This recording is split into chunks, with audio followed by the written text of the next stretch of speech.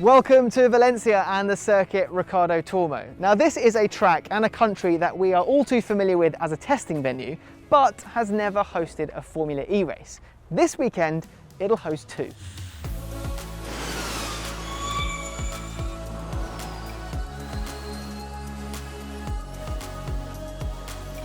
Okay, so team consistency. Two words that aren't often muttered together in Formula E, mainly because of things like the unpredictable racing, the drama-filled races, the qualifying format. They're all things that make that quite difficult to achieve. But this season, 4 rounds in, and you've got both Jaguar drivers, both Techeetah drivers, and both Mercedes EQ drivers sitting in the top 10, and only 13 points separating the top 7 drivers in the standings. But who are the main contenders going into Formula E's first ever Spanish races? Jaguar Racing's success is very much reflected in the standings. They top both of them, drivers and teams. A Jaguar has been on the podium in 3 of the 4 races so far. Even with the challenges of Group 1 qualifying, the Jag boys have shown tremendous race pace to climb up the order during the races. 10th and 12th to a double podium in the first of the Rome races. Seriously impressive. They were both running in the points again in round 4 before that last lap incident that ended Bird and Nick De Vries' race. I got hit by De Vries, Oh, unlucky, buddy. But again, solid points for Evans to help the team stay at the top of both the standings. So the story at Mercedes is one of opposites. One driver scores really well or wins, and the other doesn't finish or scrapes for points.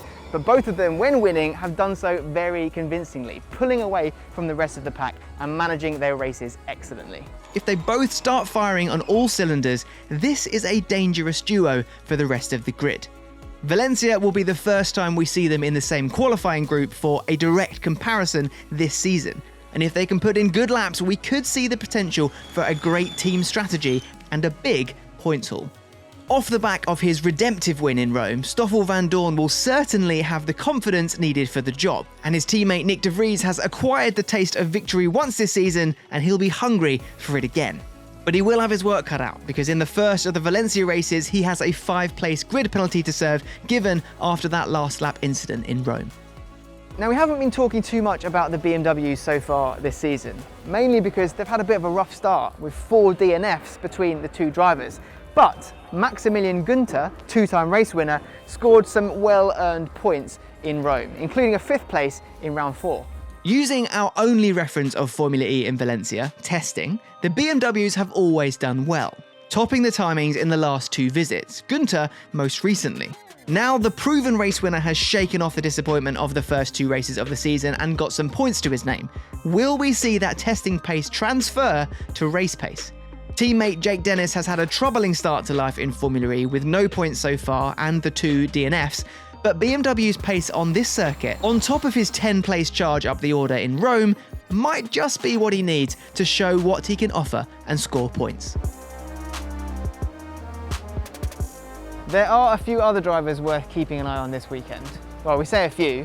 In Formula E, that is essentially the whole grid.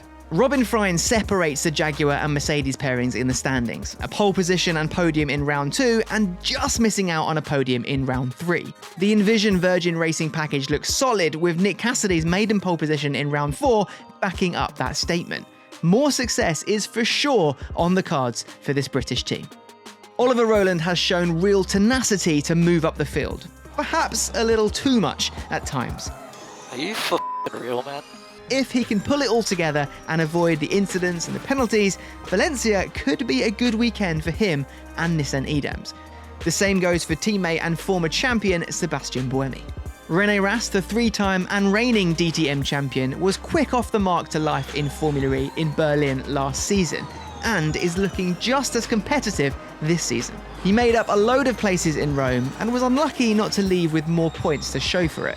The same goes for his teammate Lucas Di Grassi, who was leading in round 3 with a no-nonsense performance that was reminiscent of his title-winning season, before he had to retire the car. I have a problem. Lots more to come from Audi Sport.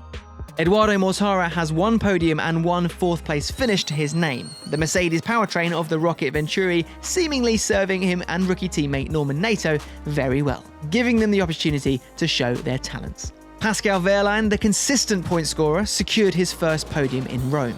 He's got a lot more to offer in Formula E. He came so close to wins in his first season with Mahindra in Season 5, and he's looking close again with the Tag Heuer Porsche Formula E team. Just needs to connect it all together and maintain that obvious race pace throughout the race. It's not all about flat-out racing, remember. Energy management strategy and efficiency is everything in Formula E. Reigning teams champions DS Techeetah had a pretty successful debut of their new powertrain in Rome. Jean-Eric Vergne with the win in round 3, and in round 4 he and Da Costa made up 17 places between them after some of the trickiest qualifying conditions we've ever seen. Seriously impressive race pace on what was already an impressive package. But let's see what they can do here in Valencia, because any improvements in efficiency could go a long way on a more traditional racetrack like this. The rain in Rome caused absolute havoc during qualifying. Those rapidly changing conditions left almost 7 seconds between the qualifying groups. Now, in theory, based on testing lap times, it should be a lot closer here. But rain has been forecast again, and we could be looking at 2 more wet races this weekend. Less than a second separated the majority of the grid at the end of pre-season testing here, and a permanent circuit like this will evolve far less than a dirty, bumpy street circuit. So there's a real opportunity for the rookies to get their eye in and bring the fight to the veterans again. We also saw a fair few deleted lap times and black and white flags for track limits during testing, thanks to the far more generous runoff areas and track edges than we're used to in Formula E.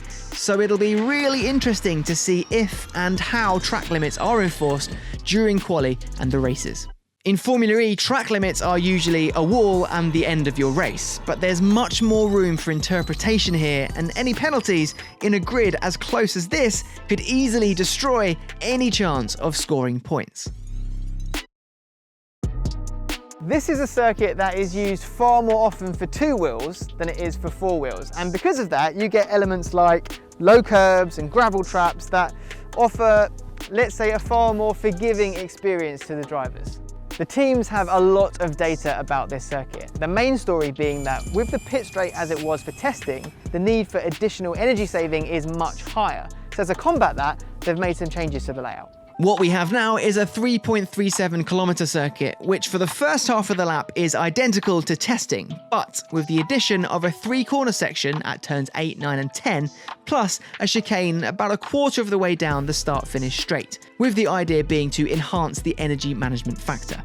So strategy will be far more crucial than it would be on the traditional Ricardo Tormo layout. The attack mode activation zone is located just before the change sections at turns 8 to 10, and the drivers look set to lose less time here activating than they did in Rome, but deployment strategy will still be key to any success this weekend.